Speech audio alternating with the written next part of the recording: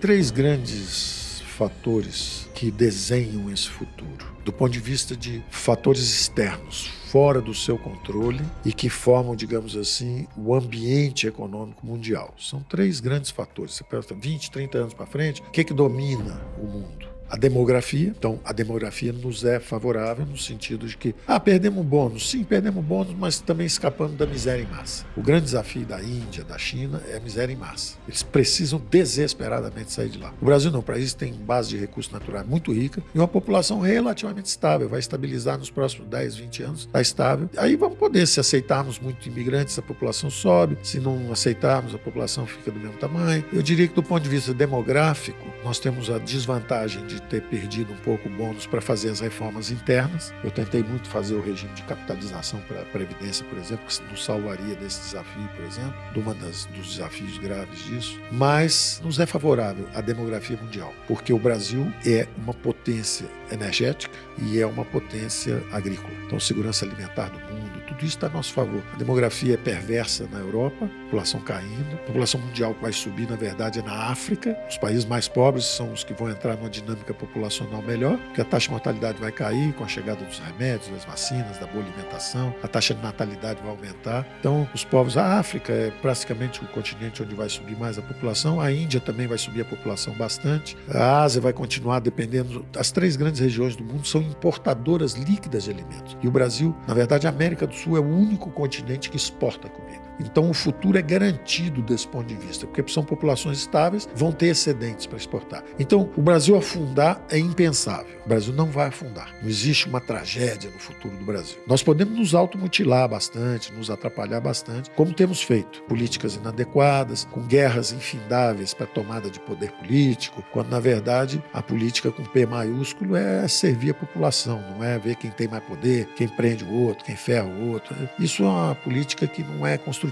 Aliás, está nos prejudicando muito lá fora, porque no momento em que está todo mundo brigando, o Brasil, que tem uma tradição justamente, não briga com ninguém, não tem guerra com ninguém, é uma população generosa, é uma população gentil, é uma população miscigenada de verdade, aqui se misturaram todas as correntes migratórias. Então, nós éramos para ser um exemplo para o mundo. Olha só como nós temos uma matriz energética limpa, como nós somos um povo civilizado, ordeiro, gentil e com reservas extraordinárias do ponto de vista de energia limpa, como vocês gostariam de ser. Daqui a 30 anos, talvez vocês sejam como o Brasil é do ponto de vista de energia limpa. E do ponto de vista de alimentação. Então, à medida que a população pobre no mundo melhora, seja na África, seja na Índia, esse povo todo tem que comer mais, tem que comer melhor e esse povo todo vai procurar comida e o Brasil está ali. Da mesma forma, toda essa nova indústria, seja na transição energética e seja na economia digital, que é muito intensiva em energia, como disse o seu amigo lá, falou, olha, esse povo todo vai ter que consumir energia, data center, tudo isso. Cadê a energia? Quem vai produzir essa energia barato? O Brasil tem energia renovável para fazer os data centers do mundo inteiro, se precisar. Então, nós somos alguém que vai ter sucesso. A pergunta é quando é que nós vamos querer tomar juízo? Quando é que nós vamos querer seguir o básico, seguir a ciência? Se fala tanto em ciência. Existem as ciências econômicas. E os brasileiros, alguns políticos brasileiros, alguns economistas brasileiros, não são economistas de verdade, né? Se fossem economistas, seguiriam a ciência econômica. Insistem em fazer novidades, em criar novidades que não funciona. O Brasil está há 30, 40 anos seguindo nesse caminho de que é o governo que tem que ser o driver do crescimento, o governo que vai fazer. São 30 ou 40 anos que um continente todo perdeu a esperança. É a América do Sul. A América do Sul foi tomada, é como se fosse assim, o que os europeus tinham vivido, tinha dado errado lá, o que na Rússia, na China deu errado. Os brasileiros, argentinos, chilenos precisaram viver. Vivemos. Já éramos para ter aprendido que esses algoritmos de cooperação social, como os mercados, tudo isso, se você criar um bom ambiente de negócio, vem dinheiro do mundo inteiro. E quanto mais dinheiro vier, a lei de economia é muito básica. Um país onde tem muita gente e pouco capital, por exemplo, Índia no passado, China no passado e Brasil, o salário é muito baixo. Um país onde tem pouca gente e muito capital, o fator escasso é a mão de obra, os salários são altos. Educação é capital humano. Então, investir em educação, investir em capital humano, ter uma população educada, ter uma população trabalhando, é um negócio extraordinário, em vez de uma população envolvida em guerra política, sendo mobilizada para o seu próprio infortúnio, que é o que aconteceu na América Latina inteira. Quer dizer, a renda per capita desabou na Venezuela, desabou na Argentina. Hoje tem 40% da população na miséria. O país era riquíssimo. Era a terceira ou quarta maior renda per capita do mundo 100 anos atrás. É tão simples ver onde é que está o erro, mas a ideologia impede. O problema da ideologia é isso, é que ela rasga a ciência, joga fora a ciência e destrói, leva um povo à miséria ou à prosperidade. Então eu vejo o Brasil como muito afortunado por ser quem é no momento que nós estamos vivendo, que é o seguinte, olha, está tendo uma reconfiguração das cadeias produtivas no mundo inteiro. Todo mundo vai procurar o nearshore e o friendshore. O Brasil é friend do mundo inteiro. Então a China quer fazer infraestrutura aqui, os árabes querem fazer infraestrutura aqui, os americanos querem investir aqui. Se a gente criar um bom ambiente de negócio. Acho que esse friend é mais importante do que o near, né? O friend é mais importante ainda do que o near. Agora, além disso, o Brasil está near. O Brasil está do lado das Américas, né? Foi um convite que os revolucionários do Tiradentes mandaram uma carta para os americanos, os Founding Fathers, através do Benjamin Franklin, que era o embaixador lá em Paris na época, falando exatamente isso. Olha, vamos juntar as Américas. Vocês estão lutando contra os ingleses, que são muito mais fortes do que os portugueses. Nós vamos lutar contra os portugueses. Nós vamos ganhar dos portugueses. Vocês estão com essa dificuldade agora. Imagina nós juntos. Nós somos mais ricos que vocês. Vocês têm tabaco, nós temos ouro. Vocês têm não sei quantas mil cabeças de gado, nós temos 2 vezes mais. Quer dizer, os brasileiros revolucionários contra o dízimo, dízimo, o quinto dos infernos, chamando os americanos, que estavam lutando também contra o excesso de impostos que a Inglaterra estava cobrando, e falando, vamos juntar as Américas. Ó, isso é uma obviedade. Juntar a Boeing com a Embraer era uma obviedade. Um Banco do Brasil com o Bank of America, não um banco da Costa Leste, mas um banco da Costa Oeste, que é bom de real estate, bom de crédito agrícola, tudo isso, era um ganho extraordinário para todos nós, quer dizer, empresas transnacionais, fazer uma infraestrutura na América Latina inteira. Nós botamos um presidente no BID e um presidente no Banco dos BRICS, justamente para fazer uma infraestrutura na América Latina inteira. O Brasil escoar a produção do Centro-Oeste através de uma transperuana. Você encurta em 7 dias, em vez de você ter que ir até o sul, Porto de Santos, dar a volta no Estreito de Magalhães para chegar na China, você já atravessa na transperuana e já sai do lado de lá. Encurta em 7 dias a ida para a China. Ao mesmo tempo entrar na OCDE, porque isso exige a competição de cabotagem, e aí o aço, que hoje é feito no sul com o minério de ferro que sai de Minas Gerais, vai no sul, vira aço, chega lá em cima, 40% mais caro do que o minério que foi para a China e chega lá em cima, por causa do custo de cabotagem. Então entrar na OCDE forçaria a competição na cabotagem. Então tem coisas assim extraordinárias que nós podemos fazer que em 5, 10 anos mudam completamente o panorama do país. Eu não vejo o Brasil na tragédia. Eu vejo o Brasil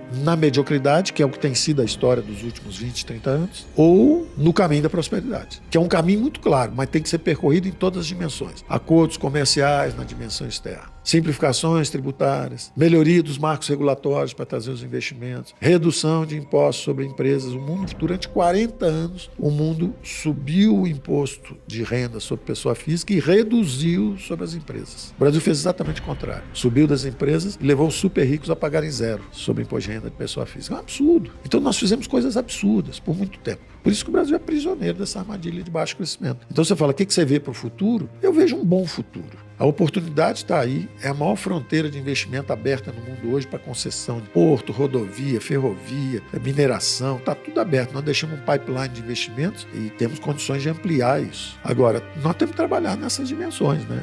O caminho é conhecido, Se voltar para endividamento em bola de neve, juro alto, aí é mais mediocridade. Mas é um país tão rico e tão bom que é difícil afundar ele. Existe uma falsificação geral de tudo que é falado no Brasil hoje, né?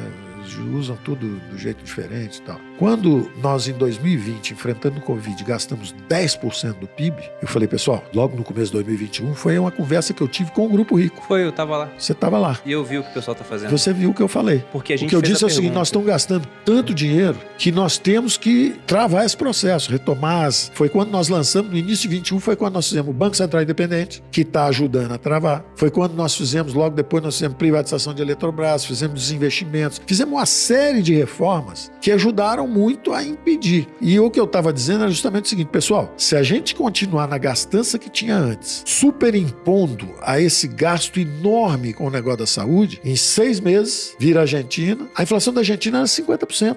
A nossa era 4 ou 5. A nossa foi para 10, a deles foi para 200. Eu falei, olha, vira a Argentina, no sentido que a inflação vai subir muito mais. Aí Venezuela, 6 meses. Aí eu ainda virei e falei assim, cara, tem muita gente vendo isso ou somos só nós conversando? Muita gente. Falei, então peraí, não são 6 meses, não. Leva bem mais tempo. Leva 2, 3, 4 anos para chegar lá. Mas eu lembro a pergunta que a gente fez, porque a gente pegou esse enfoque no gasto da pandemia, Isso. que foi lá aquele déficit brutal, com mais juros da dívida, deu quase 1 trilhão.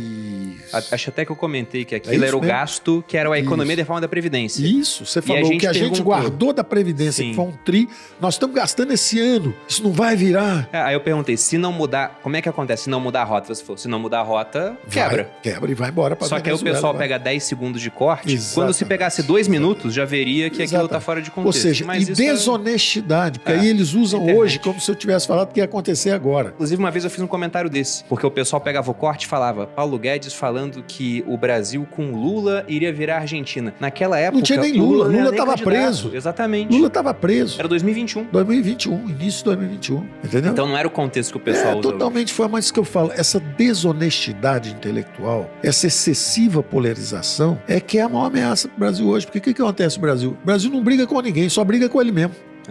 Eu até queria lançar um provérbio popular que é o seguinte: quando um não quer, dois não brigam. Eu quero lançar um outro provérbio que é o seguinte: quando dois brigam, quem ganha é o terceiro. Quer dizer, tá brigando a China, os Estados Unidos, o Brasil tá no meio, quietinho. Pode virar a segurança energética da Europa, a segurança da economia digital futura com os data centers, processamento de dados, que a economia digital do futuro vai precisar de muita energia. O Brasil tem a matriz energética mais limpa e mais barata do mundo. O Brasil é a segurança alimentar do mundo. Então, enquanto eles brigam, a gente pode estar muito bem. Basta a gente parar de brigar conosco. Agora, para isso é preciso honestidade intelectual, isso é um artigo que não está muito abundante, e é preciso gostar mais do Brasil do que do seu partido político, né? Tem que gostar mais do país, né? Porque, independente de quem esteja no governo, nós todos somos brasileiros, estamos vivendo juntos aqui. Então é bom a gente aproveitar o que o outro tem de bom, aprender um pouco. Ah, ele gosta mais dos programas sociais. Ótimo, pega essa ideia e usa também. Mas cuidado, se gastar demais, já sabe onde está a Venezuela, já sabe onde está a Argentina. Quer ir para lá? Perfeito. Paulo, muito obrigado pela presença. Obrigado a você, Bruno. Sempre muito bom. Você está lendo muito, hein, cara? Você está... Tem que estudar, cada vez contigo, você está subindo a barra o tempo inteiro, hein? Está subindo a barra. Já citou aí uns 2 ou 3 livros que eu não li. Vou te